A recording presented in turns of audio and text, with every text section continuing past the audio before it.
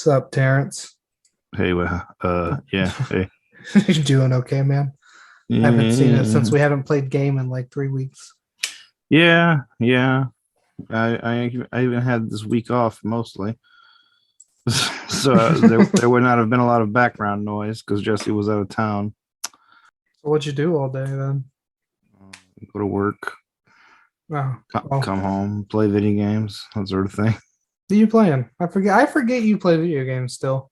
I only mostly play RPGs, so I was playing Octopath Traveler, and then I realized I got like 40 levels to grind through if I want to beat the last boss. I'm like, It's like that so old I Final Fantasy shit. Yeah, and then I said, oh, I'll just play Dragon Quest 11 again, which they have on the what do you call it, Game Pass. So fuck it. It's fucking free this month. Use it. Or you get to keep Yeah, it on Game Pass. I don't remember. I don't know. Like I have 3 months of Game Pass after I bought the new console, and it's been there the whole time. So like, I don't know. I always kind of felt like the Netflix of the gaming shit. I've been playing games too. I busted out a bunch of old systems to fuck around with. Oh yeah, what you doing? Crash Bandicoot. Me and my mom were playing a little bit. We're playing Crash. Me and my cousin were playing some of the old like Pokemon Stadium games. That's kind of cool. I did like those. Like, because they take the kind of combat that I like, turn based, and cut out the middleman of having a story. Uh, Well, I even wanted to do the like I even have some of the older Pokemon games, but to play them, I'm gonna have to replace the internal batteries. of the cartridges. Because Oh, that's what lets you save the game is that it just kept running in the yeah, that's background. right. I forgot. Yeah. So after And 15 years of use, you kind of gotta open it up, unsolder some stuff, and then solder a new battery in. That sounds like something Ricardo knows how to do. You know what I mean? maybe it sounds like you should just download a fucking ROM, like play it Yeah, on but I emulator. thought it'd be cool to transfer all the Pokemon up through the games and have my same team throughout each Oh, one of the games. yeah, maybe. And really just, flex on them. I don't know, uh, man. It's fun to um, play on these old consoles. It's I mean, if you got to replace the battery, isn't all your data lost anyway? oh no, I don't care. I just want to play it like on the actual system. The data's gone. I'll be fine without that. Mm. But I mean, I want to like take it from the first game and bring it all the way up to you can try to do the more modern games.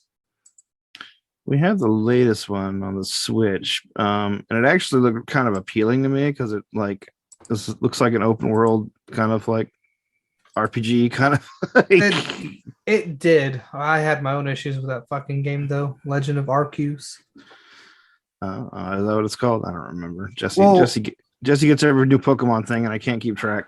the game just looks bad. Like it looks It is a little low res for the current year. The it's year of our Lord and 2022. and it wouldn't make me upset if it was like an indie company, but Pokemon is literally the most like is the largest grossing income of any franchise ever. It's like Wait, $9 billion a year. are you saying Nintendo Pokemon is? makes stupid amount of money. Oh, wait. Yeah, you're implying that Nintendo would put out a low effort cash in. No, not even Nintendo, specifically Game Freak. I am pissed off at them. They're Nintendo's whatever. I've given up on them. They just hate fun. like fun on their terms only.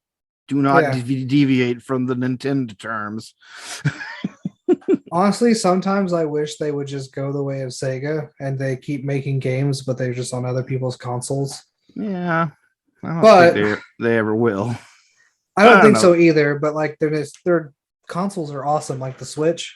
I think the Switch saved them from that because the previous console wasn't that popular, was it? Like, No, it was the Wii U, and it's a good console. It just suffered because they didn't know how to market it. Everybody thought it was an add-on or something like that. mm, It was basically a Switch, but you needed a Wii to use it. If that makes any sense. okay.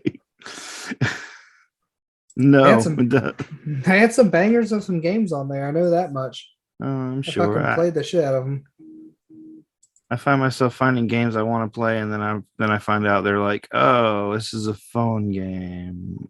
Uh, Was it Diablo that's like, what do you guys don't have phones? I don't want a mobile game.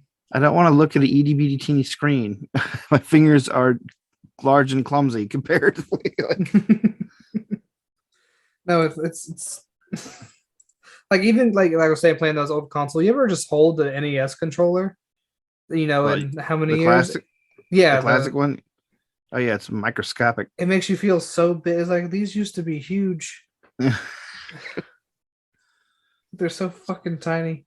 was like that even when you were a kid, or not when you were a kid. When I was a kid, like the two ways to play video games were holding a little tiny controller, or there's a fucking desk with a TV attached to it that plays one game, and you put quarters in.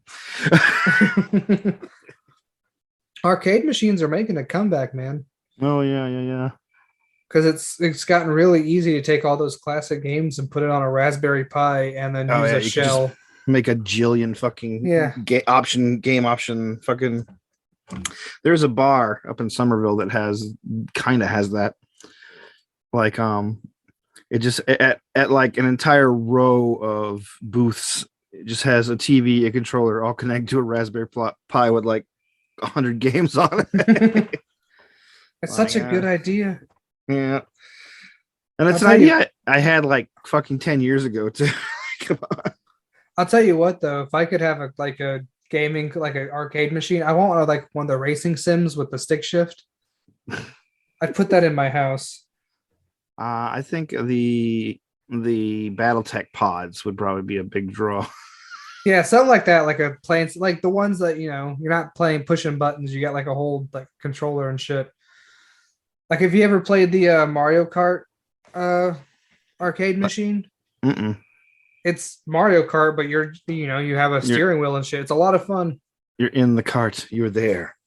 Yeah, they take a picture of you and it shows you a little picture up there. You are Mario. And if people are playing the same game around you, you race against each other. It's really cool. Oh man. But what's the fucking why was when we played I had a stroke there. I'm sorry. Jesus Christ. Why was Grave so much fucking fun? That game was fantastic. Because it wasn't like because it's not very weighty. Like there's a lot of like there's enough there for it to like for the mechanics to matter, but there's not a lot there for it to be intrusive, Yeah, like when I accidentally killed you in Mahogany with a spell that just says it shakes the ground. See, that was quality old school DMing. Like I think Toker would really get into the OSR scene if he gave it more of a chance, but I don't know. He's really school RPGs. old school revival, old school renaissance. Like they're like games that kind of simulate that late 70s, early 80s kind of tabletop vibe in that they are rules light and the GM kind of adjudicates what goes on. Like and the object of the game kind of for the players is to not have to do rolls and take as much of a treasure as they can.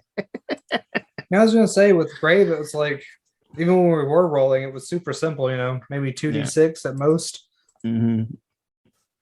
Like a lot of people consider if the DM asks for rolls that they have fucked up some in the OSR scene. Like, yeah. Whereas like in modern games, like you're just rolling all the time for random shit. Like, yeah, but it's fun to do that. I like rolling dice. Trust me, I love dice. Make no mistake. But Plastic math rocks. I guess. But I just want them to be significant roles, I want them the roles to matter more. I think some things can just be like hand wave, like, oh, well, you're a wizard, so you know wizard stuff. So let me just tell you, wizard guy, what you know. Yeah, or even when you're searching a room or something. If you're all like, if there's 4 people and you're all searching a room, you're gonna either find something or nothing's there. Yeah. That's another thing like the modern games have gotten away from that the old school games kind of focus more on is like dungeon procedures. What you mean dungeon procedures? Like, you know how in combat has combat rounds, and everybody goes around saying what they're going to do, and then the DM tells you what happens when you do it. Blah blah blah. Yeah. Combat, RPG combat, where they have rules for dungeon exploration in older systems where you tell the GM what you're going to do during an exploration turn, which is like considered like 10 minutes. And so, you know, it's like, I'll be searching for traps. And the person says, well, I'll keep a lookout for monsters. And I will also keep an eye on, like, you know, the ceilings. And people are like, I'll be looking at these runes or whatever, you know, and basically the exploration is more codified, and it really is kind of dependent on there being a map and there being a bit more rigid planning for GMs. Like, you know, me, I'm pretty fly by the seat of my pants. Yeah. So the fact that it has to be the fact that those kind of systems have exploration in a codified way makes me, the lazy GM, focus on actually having to build dungeons, which is something I am extremely lazy about. Honestly, that's one of my favorite parts. Like when we're doing like if I'm running a game, I really just like making the map an Owlbear or something, or a Roll20. Oh yeah, that's fun. I like putting traps places. Like I still think my peak of DMing was still at a monster house where everything was a mimic. that was my high point of DMing. Check that out. Check that out on this channel that we're on. Homebrewdetritus.com. I think we all needed a break from this last fucking weeks. You think so? Yeah. Maybe. I don't know. Shit, it's so hard to keep up a fucking noob show. Is it? Yeah. Just lazy. That's what it boils down to. Oh man. Oh, so would you like a movie review? I did do a movie review. Oh, would you like one tonight? Oh, what'd you watch? I watched the Chippendale Rescue Rangers movie from Disney Plus. So if you're a 90s kid, you remember these cartoons. And so before you go in, I'm gonna give I've never really watched Chippendale Rescue Rangers. That's fine. It's way out of your age bracket. Yeah, well, I get the basic premise. You have two chipmunks with a menage of friends, and they solve mysteries. Right? It's a monster of the week kind of thing, or a mystery of the week, crime of the week. But yeah, mystery of the week. Yeah. Yeah. So I mean, I understand the basic premise. Yeah. The premise of the movie is that it was a show that Chippendale worked together on because they were best friends coming up, and they got the show, and it was like a labor of love, and one of them was feeling unappreciated, so he got his own solo pilot. That was the John Mulaney one, right? I guess.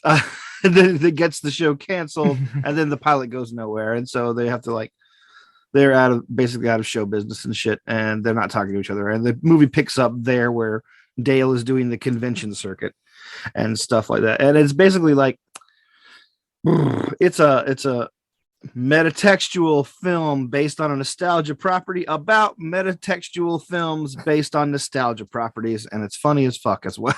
It's got a lot of... Okay, so you're the second person that's told me it is funny as fuck, and that's... Yeah, it is funny as fuck. It's got a lot of cool, not only just Disney references, but other cartoons get in there. Like, one of the characters is Ugly Sonic. You know, the Sonic I didn't use. I heard that was in there. Yeah, also... Well, I'm skeptical. I'm skeptical of those oh, look at the cartoons coming to real life movies, because you get schlock like the fucking Smurfs or the fucking Chipmunks movies. Oh, it's all garbage. These movies, this movie takes place in the Roger Rabbit style world where cartoons and humans already live together, and it's pretty common, and they watch movies like that. All right, cool. Because honestly, one of the jokes that made me laugh in the trailer was, you see, I got the 3D surgery. Yeah. The CGI treatment.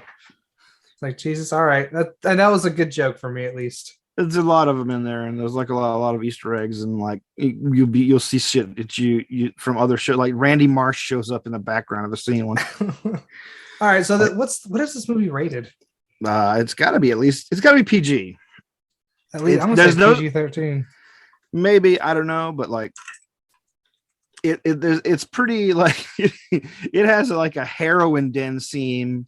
Oh, it's PG. Yeah, it has a heroin den scene, but the it's not heroin; it's stinky cheese. Like Opioid den. Yeah, it's one of the it is done up like an opium den, but it's just funny. It's really funny. But sorry, okay, I'm done with my review.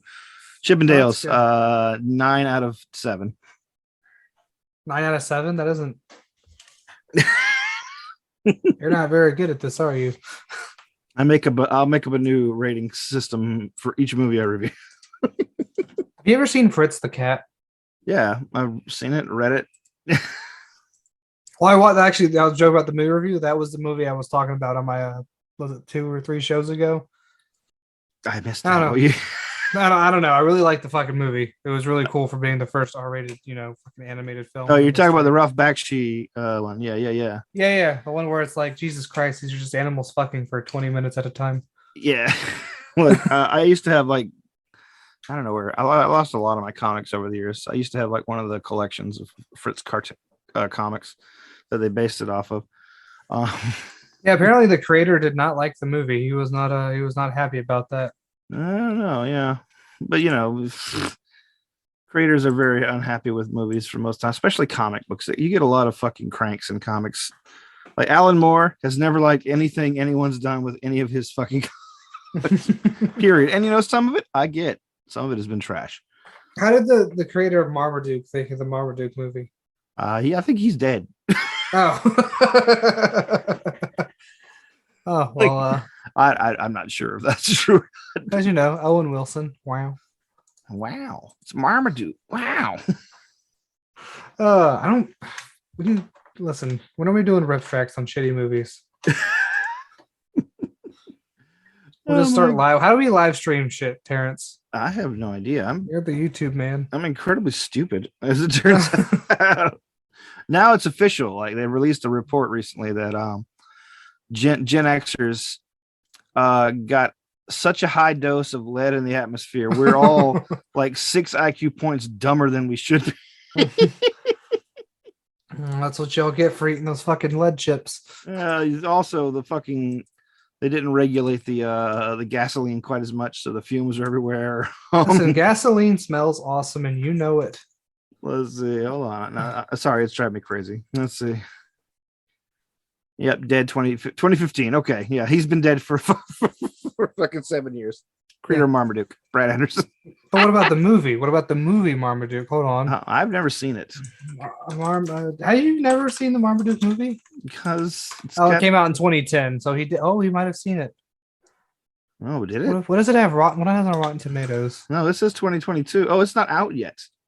Yeah, yes, it did. It did come out, and look, it came out in 2010. They might be making a new one. Yeah, they must. It has a 1 star. Because I see Pete Davidson in the cast. Like, oh wait, that's the animated one. Hold on, I just found the same thing you did. There it is. It has a 9% on the tomato meter. Oh, the tomato meter. Well, I learned something too, that apparently older movies get a harder or a harsher score on Rotten Tomatoes because it wasn't out when the movie came out. So they're only using newspaper ads. They're not really aggregating newspaper reviews. They're not really aggregating like online reviews. Who the fuck reads the newspaper? Why is that still around? Well, the before the internets. Yeah, I get that now, but even still, why now? Oh, I don't know. Like it's like, I don't know. Maybe there's some sort of respectability to it. That no one really believes anything on the news anymore. Anyway, thanks a lot. Certain political factions. I don't know. I usually just ask Google, "Hey Google, give me the news," and it like runs through 5 different stations, and they all generally talk about the same thing. Yeah, with different slants sometimes, but that's about it. Well, different accents, but Like sometimes you get British. Coming up next on BBC. Terrence, I need you to recommend me a movie, like what would I like, Terrence? Like a movie or an animated movie or Animated movie. Fuck it. Jeez, Putting you on the spot, Terrence. Give me a movie recommendation. Jeez, I don't know. Like, have you ever seen Fantastic Planet? Oh yeah, that's a good one. Well, why you think about that? I don't know. I learned I really like 70s animation. Oh, okay. 70s stuff. Have you seen Wizards? That's the same guy who did Fritz the Cat. Yes. I have not, but I've seen a clip for it, and I know it's horny for some reason. It's horny and it's weird, and it's got a lot of like the same techniques he used in his Lord of the Rings adaptation. Which, same person. Ralph Bakshi. Ralph Bakshi, I believe is how they pronounce it. Where is it streaming? Let's see. Because I remember that movie. I wanted to watch that. Yeah, you might be able to find it on YouTube if you can't find it streaming. It's like it's a cult classic. Yeah, it's a cult classic. It's not like super popular. Like it's not. I'm not gonna call it a high quality film, but it colored a lot of my like interests and like it caught me at a time where it was the perfect movie for me. I was like 11 when I saw it. Because it's crass and it's violent and it's like got a lot of just weird fantasy imagery and shit like that. It's just really like cool practical effects. Like I'm looking at one of the trailers right now and they put an actual explosion in there. Yeah, they use a lot of rotoscope stuff. Yeah, I mean, I don't know. The coolest thing I liked about Fritz the Cat was like, animation is expensive, so they just put a bunch of crazy colors while characters are talking. Oh yeah. It's a great style. I love it. That is one of Ralph's go-to techniques. He uses a lot of like. If you never seen the movie Cool World, he uses a lot of that stuff to an unusual extreme. Cool World is a live action / animated mixed film. It stars Brad Pitt and Kim Basinger. All right, hold on. Let's see images. And what's his face? This movie is also incredibly horny. Oh yeah, like Kim Basinger plays like a Jessica Rabbity looking blonde bombshell cartoon woman who wants to be real. I'm a real girl. Yeah. Huh. This guy's slowly turning into my favorite director. Well, he's one of them. Like one of mine. I can't really like call a lot of his stuff is great. American Pop probably is one is probably one of his best. What's the other one that everyone loves that I like, and I can tell the artistry of it? It's like one of his earliest ones. Shit. Oh, damn it. Wizards, Cool World, Fire and Ice, Lord of the Rings, Coonskin. That's the one. Everyone has a lot of praise for that one. But Fire and Ice is like extremely like Conan-esque kind of like Hyperborean fantasy one. There's some really racist imagery in here. And yet it's still pretty critically acclaimed. I can't say I guess see it as like merits as animation and things like that, but it is. Well, even in Fritz the Cat, where everything like all the black people were crows, they were still very progressive on like what they were talking about. Yeah, like that is an artifact of the actual artist, Robert Crumb. I don't remember. Mm-hmm. He goes by R. Crumb, but oh my god, an R. Crumb character shows up in the fucking Chip and Dale's movie. Oh, which character? Mr. Natural, the old guy with the beard and the yellow robe. Mr. Natural. Oh, what the fuck? I feel like I've seen him before. Yeah, you've probably seen him on a sticker or a t-shirt with "Keep on Trucking" or something next to it. Just pass some time. Why is he nude? Why is he naked? He's Mr. Natural. I mean, I understand. And this shit's cool. I really like old anime. It just has so much fucking more heart put into it because it took, fucking time. Like each frame was animated. It wasn't just, 3D models being Yeah, puppeteered around.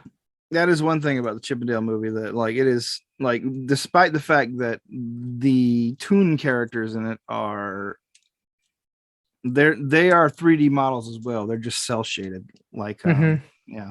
So Well, that's they the other thing too. You can make it look good. It's just people don't always try. I don't know. I just found a whole bunch of more movies I need to watch by this guy. oh yeah. Yeah, Fire and Ice looks Fire and Ice is pretty bitching. Wizards, like I said, is the one I recommend the most. It's kind of like got some weird vignettes in it. I think I've seen a clip from Fire and Ice. Like there's a lady in a burnt down house and he's like circling around her with a sword or something. And he's talking to her. Maybe it's been a long time since I've seen it. Yeah, this is some cool rotoscoping shit. Yeah. Like I think his most rotoscoped movie might be the Lord of the Rings adaptation he did. I did see clips of that. I think all the action is that. But so yeah, those are your movie recommendations. Anything by Ralph Bakshi is worth a watch, even if you don't ultimately like it. They're still interesting pieces of animation history and art. There you go. Yeah, because a lot of these movies he could have done live action and be a lot cheaper, but he's like, nah, fuck that. Get me a team. Let's see. Now I'm just looking at these movie posters and Mark Hamill's in Wizards. Yeah, which one is he? I can't remember. Sean. Oh, which one's Sean? Hold on. It's a minor character. He's like a fairy or something. No, fucking Mark Hamill's still my favorite Joker. He is the best Joker. Let's be honest. Like, I got all these movie Jokers, and some of them are okay, and some of them are not. Looking at you, Jared Leto, and your weird fucking horny cult. Oh God, the Leto cultists are going to come for us now. Yeah, and when you do, click that like and subscribe button to Homebrew to. Oh, perfect. You actually ended the show right when it needed to end. Oh, well, yes, I'm ending the show because I'm very aware of what's going on. But yeah, we'll try this again, and we'll discuss games more. I can give you some specific recommendations, or if that bores you, I'll just go around bitching like I usually do. Okay, Terance, we're about to do a whole series where we talk about what's his name? Fucking Ballsack movies. Ralph Bakshi movies. All right, yeah, pick one. We'll both watch it, and we will discuss. I'm probably about to go watch Wizards. All right, cool. All right, well, I'll see you next time. See you, Terance. And recording. Stop.